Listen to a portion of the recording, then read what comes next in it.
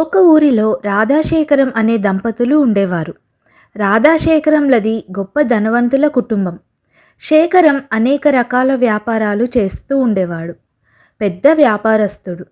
రాధాశేఖరంలకు ఇద్దరు కొడుకులు. పెద్ద కొడుకు సుమన్, చిన్న కొడుకు హరీష్. సుమన్ ఎప్పుడూ తన తల్లిదండ్రుల హోదాకు తగ్గట్టు తాను కూడా పెద్ద పెద్ద కార్లల్లో తిరిగేవాడు.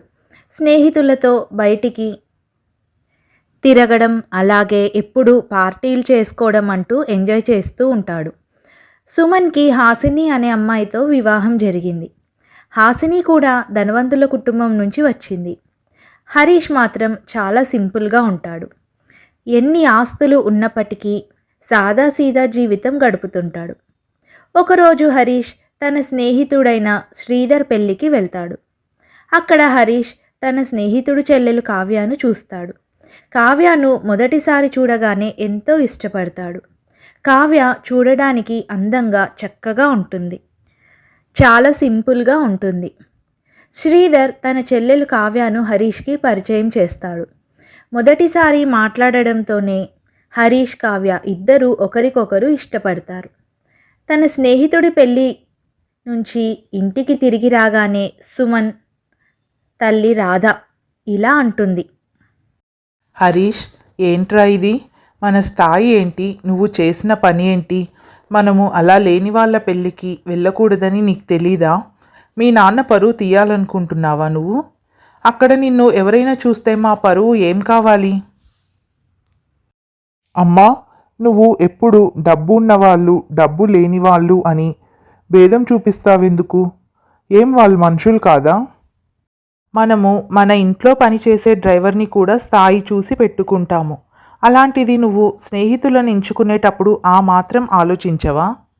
తల్లి అన్న మాటలకు ఎంతో బాధపడి హరీష్ అక్కడి నుంచి వెళ్ళిపోతాడు. అంతలో సుమన్ భార్య హాసిని అక్కడికి వస్తుంది.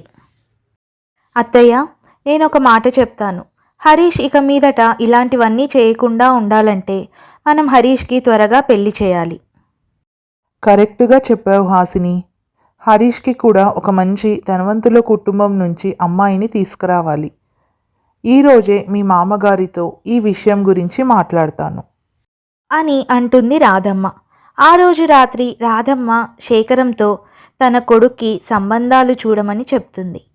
శేఖరం తనకు తెలిసిన పెద్ద పెద్ద వాళ్ళల్లో తన కొడుక్కి మంచి సంబంధం కోసం వెతకడం ప్రారంభిస్తాడు. ఇదంతా తెలుసుకున్న హరీష్ కావ్యకు ఫోన్ చేసి తనకు పెళ్లి సంబంధాలు చూస్తున్నారని, తనకు ఆ పెళ్లి చేసుకోవడం ఇష్టం లేదని, పెళ్లి చేసుకుంటే తననే చేసుకుంటానని కావ్యతో చెప్తాడు. కానీ హరీష్, ఇది ఎలా కుదురుతుంది? నువ్వేమో బాగా ధనవంతుల కుటుంబం నుంచి వచ్చిన అబ్బాయివి. నేను చాలా బీద కుటుంబం నుంచి వచ్చాను. మా నాన్నకు ఒక కిరాణం కొట్టు మాత్రమే ఉంది. మన పెళ్ళికి మీ వాళ్ళు అస్సలు ఒప్పుకోరు. నువ్వు దాని గురించి ఏమీ ఆలోచించకు కావ్య. అదంతా నేను చూసుకుంటాను.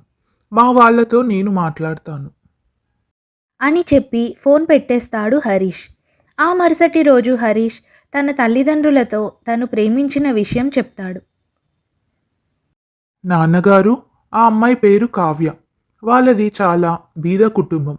వాళ్ళ నాన్నకు ఒక కిరాణం కొట్టు ఉంది. పోయి పోయి కిరాణం కొట్టువాడి అమ్మాయిని ప్రేమిస్తావా? ప్రేమించే ముందు వాళ్ళ అర్హత ఏంటి, వాళ్ళ స్టేటస్ ఏంటి అని చూసుకోవా? నాన్న, ప్రేమించడానికి పేదవాళ్ళ ధనవంతుల అని చూసుకొని ప్రేమించం కదా.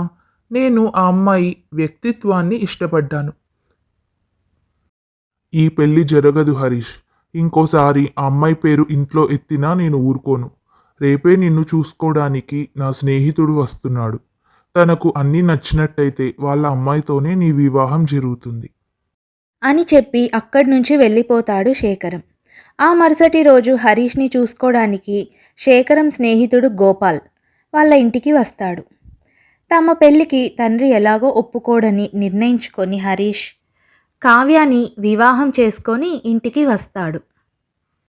ఏంట్రా శేఖరం, ఇదంతా చూడ్డానికా నన్ను ఇక్కడికి పిలిపించావు? నా కూతుర్ని చేసుకునే ముందు అసలు నీ కొడుక్కి ఈ పెళ్లి ఇష్టం ఉందో లేదో కనుక్కున్నావా? ఇంకా నయం, నా కూతురి జీవితం నాశనం కాలేదు అని చెప్పి అక్కడి నుంచి వెళ్ళిపోతాడు గోపాల్. నేను ఎంత చెప్పినా వినకుండా పెళ్లి చేసుకొని వచ్చి నా కళ్ళ ముందుకే వస్తారా? మీకు ఈ ఇంట్లో ఎలాంటి చోటు లేదు. వెంటనే ఇక్కడి నుంచి వెళ్ళిపోండి. ఏవండి, గోపాల్ అన్నయ్యకు ఈ విషయమంతా తెలిసిపోయింది. మన కొడుకు ప్రేమ వివాహం చేసుకొని వచ్చాడని, ఇంటి నుంచి మనం తరిమేశామని అన్నయ్య ఊరంతా చెప్తే మన పరువు ఏం కావాలి? వాళ్ళను ఎక్కడికి పంపించేదొద్దు, ఇక్కడనే ఉంటారు. కేవలం నా పరువు ప్రతిష్టలు కాపాడుకోవడానికి మాత్రమే మీకు ఇంట్లో స్థానం ఇస్తున్నాను. కానీ మీకు మాకు ఇక మీదట ఎలాంటి సంబంధం ఉండదు. అని చెప్పి అక్కడి నుంచి వెళ్ళిపోతారు రాధాశేఖరం. మరుసటి రోజు నుంచి కావ్య ఇంట్లో అన్ని పనులు చేస్తూ ఉండేది. కానీ ఇంట్లో ఎవరూ తనతో సరిగ్గా మాట్లాడేవారు కాదు. తన అత్తగారు, తోడికోడలు ఏదో ఒక విషయంపై తన మీద సాధిస్తూ ఉండేవారు. తాను పేద కుటుంబం నుంచి వచ్చిందని పదే పదే గుర్తు చేసేవారు. కానీ కావ్య మాత్రం ఎప్పుడూ ఈ విషయాలేవి తన భర్తకు చెప్పలేదు. అలా కొన్ని రోజులు గడుస్తాయి. ఒకరోజు శేఖరంకి ఒక ఫోన్ వస్తుంది. తన వ్యాపారంలో చాలా భారీగా నష్టాలు వచ్చాయని, అలాగే తనతో వ్యాపారం చేసే తన పార్ట్నర్స్ కూడా మోసం చేసి వెళ్ళిపోయారు అని తెలుస్తుంది. ఆ మాట విని శేఖరం ఒక్కసారిగా కుప్పకూలాడు. రాధాశేఖరంల కుటుంబం ఆస్తులన్నీ పోయి ఇక రోడ్డు మీదికి వెళ్లాల్సిన పరిస్థితి వచ్చింది. ఇల్లు కూడా జప్తు చేసుకున్నారు. ఇక రాధాశేఖరంల కుటుంబానికి ఏమీ మిగల్లేదు. అంతలో సుమన్ హాసిని ఇలా మాట్లాడుకుంటూ ఉంటారు. ఏవండి, మనము ఇంకా రోడ్డు మీద పడకుండా ఉండాలంటే వెంటనే మా పుట్టింటికి వెళ్ళిపోదాం. అక్కడ మనకు ఎలాంటి లోటు ఉండదు. మా నాన్న చేసే కంపెనీలోనే మీకు కూడా ఏదో ఒక ఉద్యోగం దొరుకుతుంది అని ఇద్దరూ మాట్లాడుకుంటారు. కాసేపటి తర్వాత హాసిని తన అత్తగారితో ఇలా అంటుంది. అత్తయ్య, నేను మీ అబ్బాయి మా పుట్టింటికి వెళ్ళిపోదాం అనుకుంటున్నాం. కానీ సుమన్, మమ్మల్ని ఇలా ఈ పరిస్థితుల్లో వదిలేసి వెళ్ళిపోతావా? నాకు ఇంక వేరే దారి లేదమ్మా. నేను మీలా రోడ్డులెక్కాలని అనుకోవట్లేదు. అని చెప్పి సుమన్ హాసిని అక్కడి నుంచి వెళ్ళిపోతారు. ఆ తర్వాత కావ్య ఇలా అంటుంది. ఏవండి, మీకు ఎలాంటి అభ్యంతరం లేకపోతే మనమందరం మా పుట్టింటికి వెళ్దాము. మనకు ఇక్కడ ఉండడానికి ఇల్లు లేదు, అలాగే చేతిలో డబ్బులు కూడా లేవు. మీకు అత్తయ్యకి మామయ్యకి ఎలాంటి అభ్యంతరం లేకపోతే మిమ్మల్ని మా పుట్టింటికి తీసుకొని వెళ్తాను అని కావ్య అనడంతో వేరే దారి లేక అందరూ సరే అని కావ్య పుట్టింటికి వెళ్తారు. కావ్య జరిగిన విషయమంతా తన తల్లిదండ్రులకు చెప్తుంది. అన్నయ్య గారు, వదిన, రండి కూర్చోండి. ఎప్పుడు తిన్నారో ఏంటో, ముందు భోజనాలు వడ్డిస్తాను అని అందరికీ భోజనాలు వడ్డిస్తుంది సువర్ణ. అత్తయ్య, మామయ్య, మేము ఉన్న పలానా అందరము మీ ఇంటికి వచ్చాము. మిమ్మల్ని బాగా ఇబ్బంది పెడుతున్నాము. బాబు, మీరు దీని గురించి ఏమీ ఆలోచించకండి. మీకు తోడుగా మేము కూడా ఉన్నాము. ఏదో ఒకటి చేద్దాం. ఇది కూడా మీ ఇల్లు అనుకోండి. కాకపోతే మా ఇల్లు చాలా చిన్నది. వీలైనంత వరకు మీకు ఎలాంటి ఇబ్బంది లేకుండా చూసుకుంటాము. కావ్య, మీ అత్తగారిని మామగారిని కూలర్ ఉన్న గదిలోకి తీసుకెళ్ళు. నేను, మీ నాన్నగారు, అబ్బాయి, నువ్వు హాల్లో పడుకుందాము అని సువర్ణ కావ్యతో అంటుంది.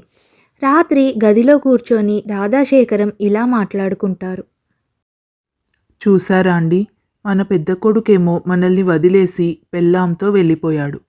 మనము పెద్ద కోడల్ని ఎంత ప్రేమగా చూసుకున్నాము. కానీ ఇలాంటి పరిస్థితుల్లో మన గురించి ఏమీ ఆలోచించకుండా ఉన్న పలానా మనల్ని వదిలేసి వెళ్ళిపోయారు. చిన్న కోడల్ని ఎప్పుడూ అవమానిస్తూ వచ్చాము.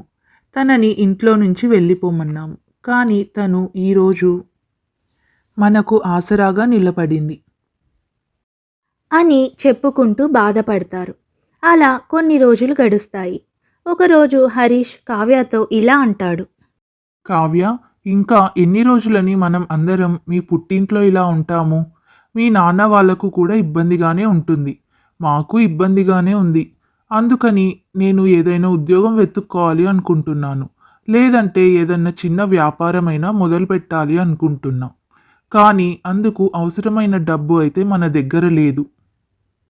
అని హరీష్ కావ్య మాట్లాడుకుంటూ ఉంటారు. ఇదంతా కావ్య తండ్రి ప్రసాద్ దూరం నుంచి వింటాడు.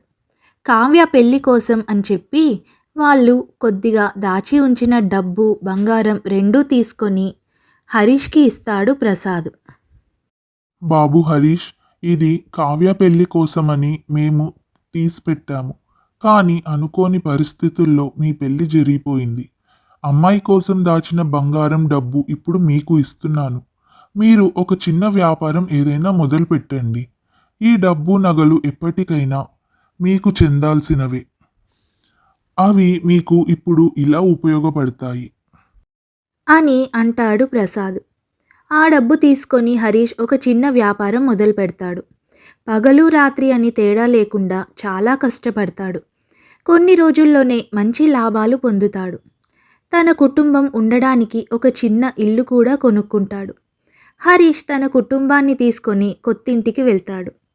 ఇదంతా చూసి సంతోషించి శేఖరం ఇలా అంటాడు. హరీష్, దీనికంతటికి కారణం నీ భార్య అలాగే మీ మామగారు.